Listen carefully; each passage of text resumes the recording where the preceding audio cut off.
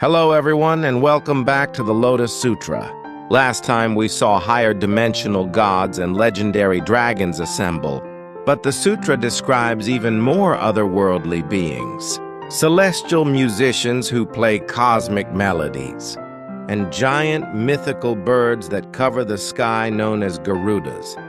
Even more surprisingly, the fierce warrior gods, who constantly live in anger and conflict, the Asuras, arrived with tens of thousands of their forces.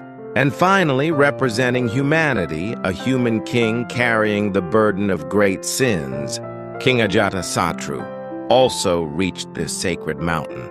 The sutra concludes this section with, "Each bowed to the Buddha's feet and retired to sit to one side.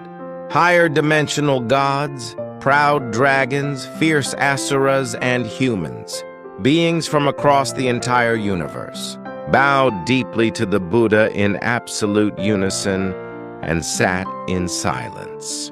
At this exact moment, this boundless cosmic assembly was completely finished.